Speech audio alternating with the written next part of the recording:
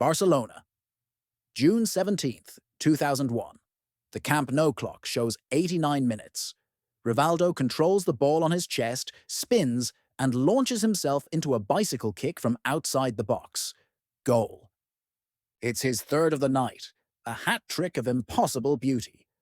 And Barcelona qualify for the Champions League. Rivaldo falls to his knees, overcome with emotion. It should have been the perfect ending to a perfect night. But what most didn't know was that it was also the beginning of the end. This is the story of Rivaldo, a genius who won it all, yet was never truly understood. Rivaldo Vitor Borba Ferreira was born in Recife, one of Brazil's poorest regions. His childhood was marked by hunger, tragedy, and ridicule. He was so skinny that local coaches said he'd never make it.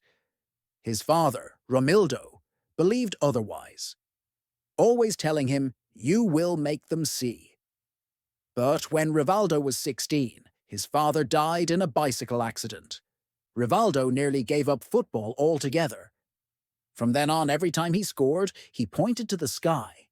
Not in celebration, but remembrance. He began in the lower leagues, before joining Palmeiras, the club where everything changed. In São Paulo, Rivaldo's left foot became feared. He helped Palmeiras win the 1994 Brazilian Championship, and Europe finally took notice. When he left for Deportivo La Coruña, many in Brazil called him ungrateful. But Rivaldo wasn't chasing fame. He was chasing purpose. In Spain, Rivaldo exploded. At Deportivo, he scored from everywhere. Long shots, free kicks, volleys, every goal carrying that calm confidence that defined him. Barcelona signed him in 1997. They expected a playful, smiling, flamboyant player. But Rivaldo was quiet, distant, even cold. He didn't dance. He didn't celebrate wildly. He just scored, and kept scoring. In 1999, he won the Ballon d'Or and the FIFA World Player of the Year, outperforming Zidane, Figo, and Beckham. Yet critics still said he was lazy, arrogant, and difficult. Rivaldo didn't fit the image of a superstar. He was brilliance without the show. Then came that night against Valencia, the hat-trick that saved Barcelona's season. One goal from 25 meters, another from a free kick, and that unforgettable bicycle kick to finish it. It was one of the greatest individual performances in football history. But within months, Rivaldo would be gone. Louis van Gaal returned as coach, and the two clashed.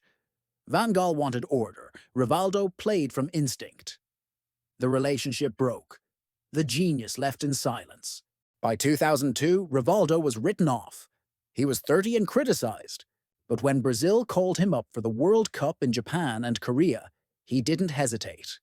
He responded with magic, 5 goals and a partnership with Ronaldo and Ronaldinho that terrified the world. Still, controversy followed him. The infamous incident against Turkey, when he went down clutching his face after the ball hit his leg, became headline news. The world called him a cheat. But behind the noise, Rivaldo was carrying Brazil. His goals were decisive. His calm was priceless. And when Brazil lifted the trophy, Rivaldo finally smiled. Not because people forgave him, but because he didn't need them to. After that World Cup, Rivaldo's journey became one of quiet exile. AC Milan, Cruzeiro, Olympiacos, Uzbekistan, Angola. Always brilliant, but far from the spotlight. When he retired at 43, football had already moved on to Messi, Ronaldo, Neymar. But watch his highlights today, and you'll see something different. Every goal feels deliberate, poetic. The calm before the strike, the inevitability of genius. Rivaldo didn't play to entertain.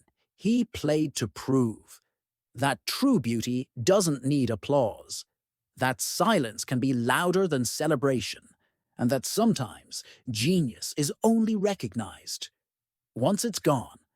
Like and subscribe for more football legends.